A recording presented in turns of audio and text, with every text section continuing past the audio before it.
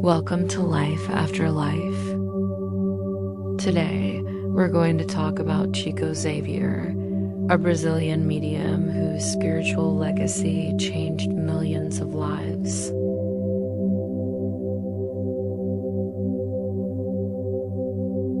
Francisco Cândido Xavier, April 2nd, 1910, Uberaba, June 30th, 2002, popularly known as Chico Xavier, was a renowned medium and one of the most important promoters of spiritism in Brazil and around the world.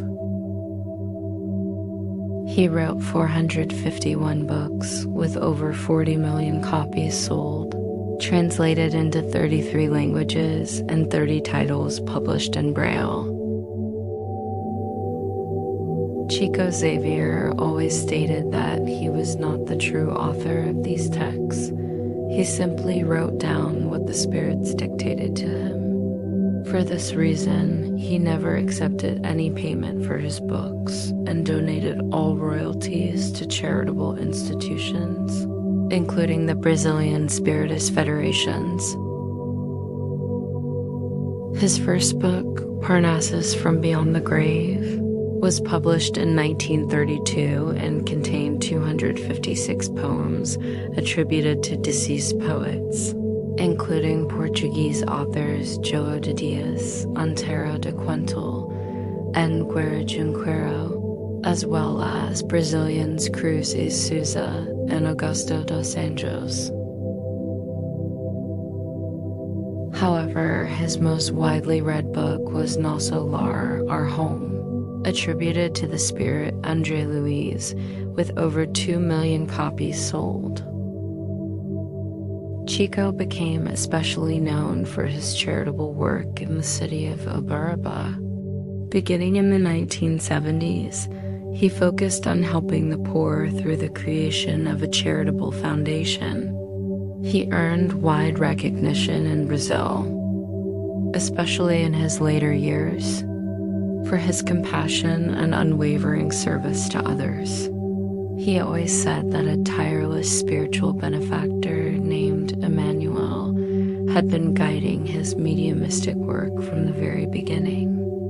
In 1981 and 1982, Chico Xavier was nominated for the Nobel Peace Prize.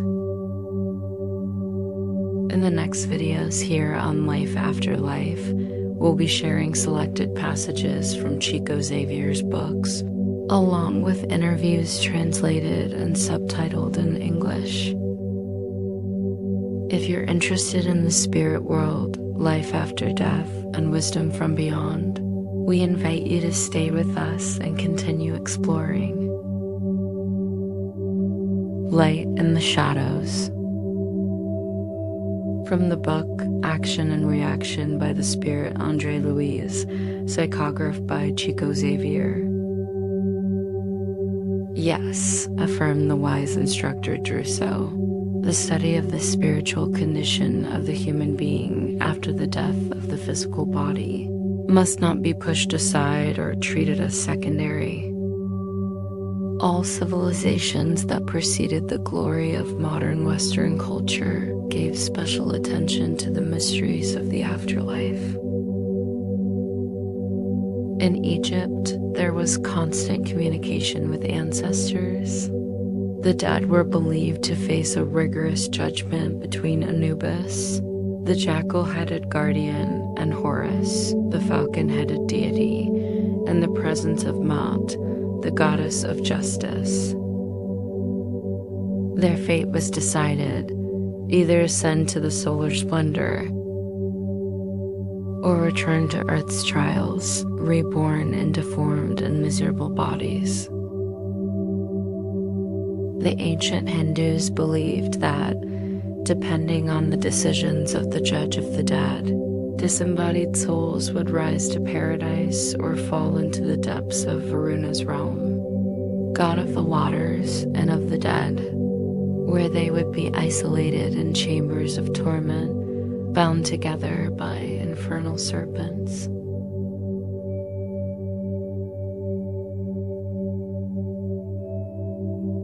The Hebrews, Greeks, Gauls, and Romans held similar beliefs.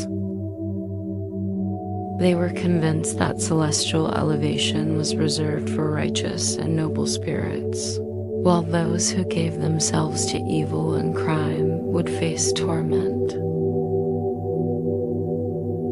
either in distant regions of suffering or on earth itself, reincarnated in degraded forms as part of their atonement and spiritual pain.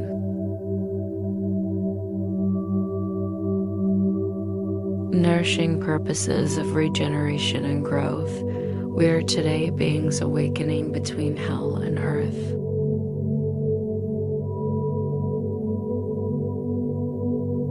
Two realms so intimately connected, just like ourselves and our actions. Wishing for the dream of renewal and peace, and aspiring to immerse ourselves in higher life.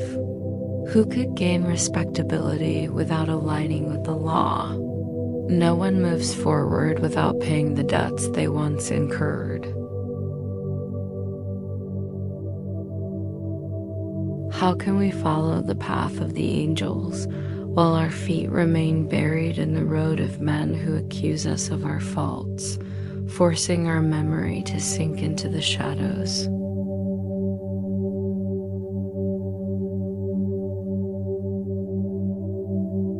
That is why our conscience reflects either the darkness or the light of our own individual creations.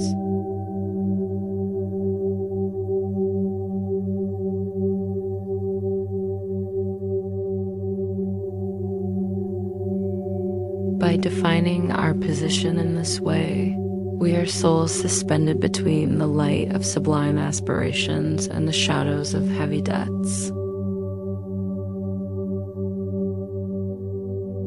For us, reincarnation, as a return to learning, is a gift of divine mercy, a sacred opportunity we must embrace for our necessary redemption.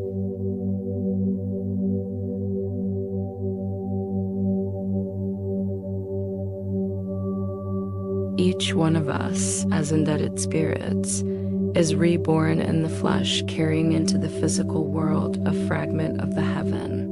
We dream of reaching in a wide mantle of the hell we've created within ourselves. When we lack the strength to move forward toward the heaven that offers us opportunities for ascent, we return to the hell that still fascinates us from behind.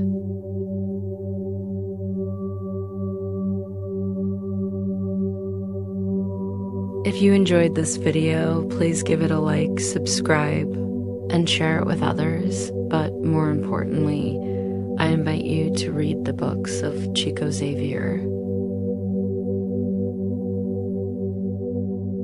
Today, we explored passages from Action and Reaction, and in future videos, we'll be sharing more excerpts from his other works.